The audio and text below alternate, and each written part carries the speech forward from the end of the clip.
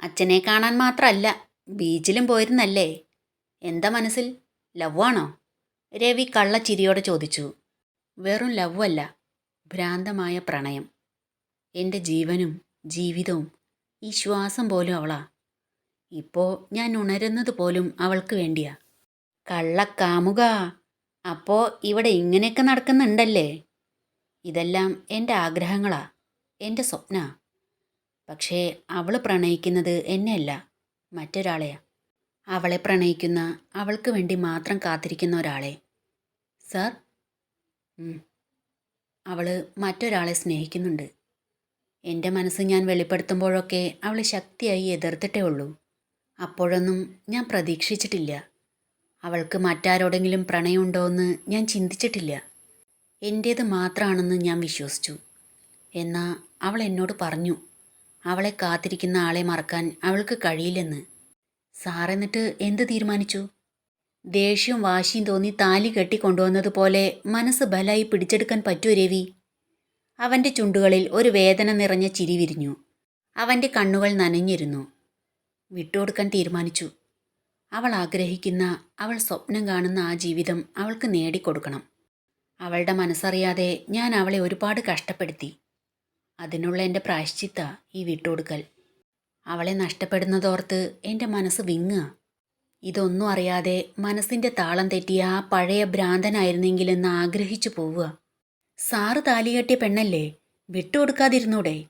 Legally മറ്റൊരു ഭാര്യയുള്ളപ്പോൾ താലി കെട്ടിയ അവകാശം പറഞ്ഞ് ഞാൻ എങ്ങനെ അവളുടെ മുന്നിൽ നിൽക്കും? സാറിന് അവരെ ഒഴിവാക്കിക്കൂടെ? ഗൗരിക്ക് വേണ്ടി സർവ്വതും ഇട്ടുകൊടുത്ത് ഹേമ എൻ്റെ ജീവിതത്തിൽ നിന്ന് ഒഴിവാക്കാൻ ഞാൻ തയ്യാറാ. എങ്കിലും ഗൗരി എനിക്ക് കിട്ടുമോ? അവൾ മറ്റൊരാളെയല്ലേ സ്നേഹിക്കുന്നത്. ഞാൻ ഗൗരിയോടൊന്ന് സംസാരിച്ചു നോക്കാം. സാറിനെ വിട്ടു പോകരുതെന്ന് ഞാൻ അവളോട് പറയാം.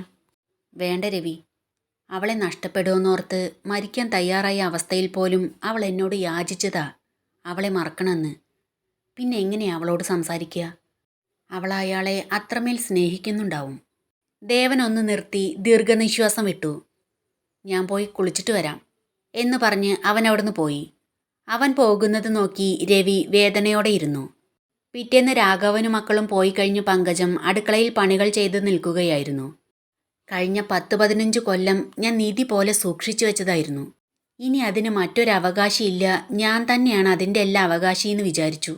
എപ്പോഴും ഞാൻ പറയുന്നത് കേട്ടിരുന്ന ഇയാൾക്ക് എന്താ പറ്റിയത്? അത്രയും സ്വർണ്ണം ആ പെണ്ണിന് കൊടുത്തു എന്ന് പിറുപിറുത്ത് പങ്കജം റൂമിലേക്ക് വന്ന് അലമാരയിൽ തുണികൾക്കിടയിൽ തിരഞ്ഞ് ഒരു കാശുമാല പുറത്തെടുത്തു. അന്ന് സരളയുടെ മകളുടെ കല്യാണത്തിന് പോവാൻ ഇടാൻ ചോദിച്ചു വാങ്ങിയതുകൊണ്ട് ഇത് ആ പെട്ടിയിൽ നിന്ന് മാറ്റിവെക്കാൻ പറ്റി. അതൊന്ന് കയ്യിലിട്ട് തട്ടി നോക്കി പറഞ്ഞു, 5 പവനിൽ മുകളിൽ വരും. ഇതിനെക്കുറിച്ച് ഓർമ്മയില്ലാത്തത് നന്നായി. അല്ലെങ്കിൽ ഇതും എൻ്റെ കയ്യിൽ നിന്ന് വാങ്ങിക്കൊടുക്കുമായിരുന്നു. അയാൾ കാണാതെ മറ്റെവിടെയെങ്കിലും ഇത് സൂക്ഷിച്ചെടുത്ത് വയ്ക്കണം. ഞാൻ ദരിദ്രവാസിയാണ് പോലും. ദരിദ്രവാസിയാണെന്ന് അറിഞ്ഞുകൊണ്ട് തന്നെയല്ലേ കെട്ടിയത്? അല്ല, രണ്ടാം കെട്ടുകാരന് പിന്നെ കോടീശ്വരി വരും. എവിടെ ഇതൊന്ന് എടുത്തു വയ്ക്കുക എന്ന് ചിന്തിച്ച് പങ്കജം അവിടെയെല്ലാം ഒന്ന് നോക്കി. എന്നിട്ട് അലമാരയിൽ തുണികൾക്കിടയിൽ തന്നെ വെച്ച് പറഞ്ഞു, ഇവിടെ തന്നെ ഇരിക്കട്ടെ, തുണികൾ വലിച്ചിട്ട് നോക്കൊന്നുമില്ല. ഇനി ചിലപ്പോൾ നോക്കിയാലോ?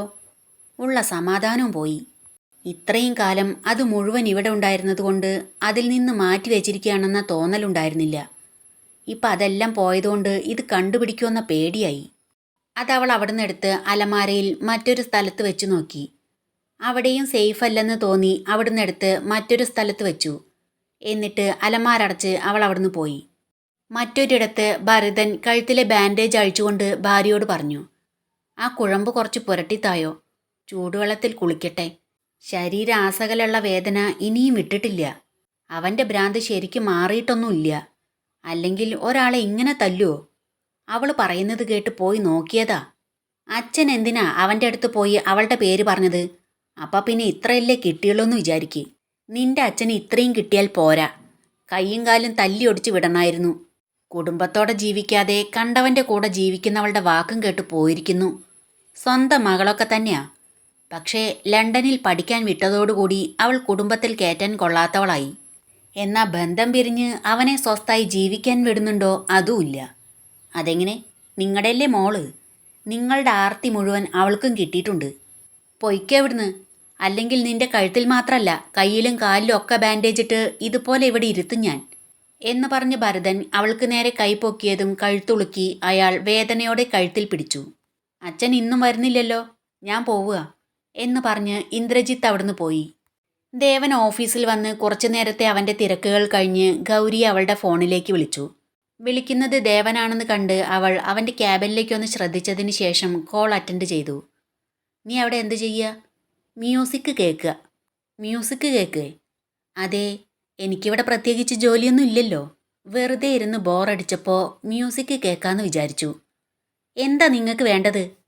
മനുഷ്യൻ ഇവിടെ ആലോചിച്ച് തല ചൂടായി പൊട്ടിത്തെറിക്കുമെന്ന് വിചാരിച്ചിരിക്കുമ്പോഴാ എന്താ ചെയ്യുന്നതെന്ന് ചോദിക്കുന്നത്. ചൂടാവാതെ നീ ഒന്ന് ക്യാബിനിലേക്ക് വാ, സംസാരിക്കാനുണ്ട്. അതെ, എനിക്കിവിടെ 100 കൂട്ടം പണികളുണ്ട്. അവിടെ വന്നിരുന്ന് സംസാരിക്കാൻ സമയമില്ല. എടി, ജസ്റ്റ് ഒരു കാര്യം ചോദിക്കാനാ, അത് കഴിഞ്ഞതും പൊയ്ക്കോ, വാ. ഗൗരി ദേഷ്യത്തോടെ കോൾ കട്ട് ചെയ്തു. അതുവരെ ചെയ്തുകൊണ്ടിരുന്നവയെല്ലാം സേവ് ചെയ്തതിനു ശേഷം അവിടുന്ന് എഴുന്നേറ്റ് ദേവൻ്റെ ക്യാബിനിലേക്ക് ചെന്നു. ഗൗരി ദേവൻ്റെ ക്യാബിനിലേക്ക് പോകുന്നത് കണ്ട് അഞ്ജലിയും നാൻസിയും പരസ്പരം നോക്കി. ക്യാബിൻ്റെ ഡോറിൽ മുട്ടാതെ തന്നെ അവൾ അകത്തേക്ക് കയറി ചെന്ന് ദേഷ്യത്തോടെ ചോദിച്ചു, എന്തിനാ വിളിച്ചത്?